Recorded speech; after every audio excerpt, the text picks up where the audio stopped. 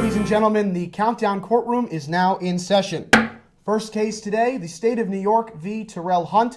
Mr. Hunt is charged with inaccuracy in the second degree and misdemeanor happy feet. We'll start with the Assistant District Attorney, Mr. Krivitsky. Please make your opening statement. Thank you, Your Honor. A pleasure to be here this evening. Well, let's break down why Mr. Hunt is detrimental to this football team and specifically to the offense.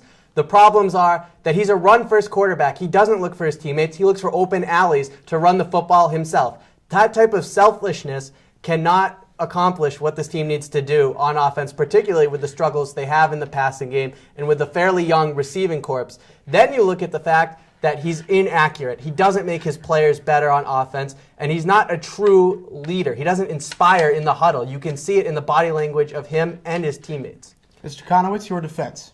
Mr. Krivitsky, I have to say you do make a great point, but in all due respect, you're plain wrong, Mr. Krivitsky, and I'm going to tell you why. Terrel Hunt did have really good success against Wagner and Tulane. He has struggled a bit. I will admit he hasn't had his best stuff lately, but you have to give him time. He is still young. Believe it or not, he still has to mesh with the wide receivers, and they just need to make it happen. Your Honor, if I may object. Sustained. Thank you.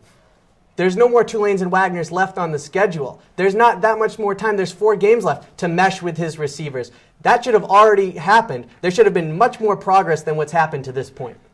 We have a verdict in this case.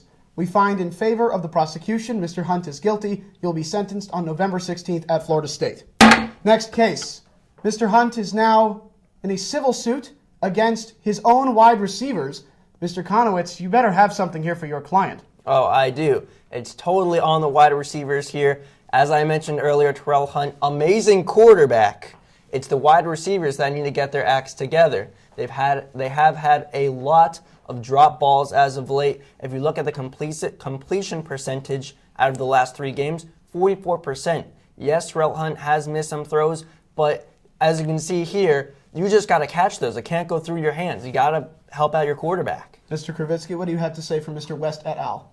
Steven, if you're a less talented receiver and you don't get open as easy as some of the players that this team is accustomed to, it's on the quarterback to make plays for you, make your life easier. He's just looking to get his numbers and to run and do things for himself. That's demoralizing, and it brings down the team. Both teams seem to be at fault in this suit. We are declaring a mistrial. We will have another trial in August 2014. Lastly, we can assume Syracuse has lost to Wake Forest. Will they make a bowl game? The prosecution says no. Yeah, you look at their schedule. At that point, you've got games against Florida State. You've got to assume they don't get that one. Then you've got some 50-50 games against Pittsburgh and BC. It's tough to win 2 50-50 games with so much pressure. Mr. Konowitz.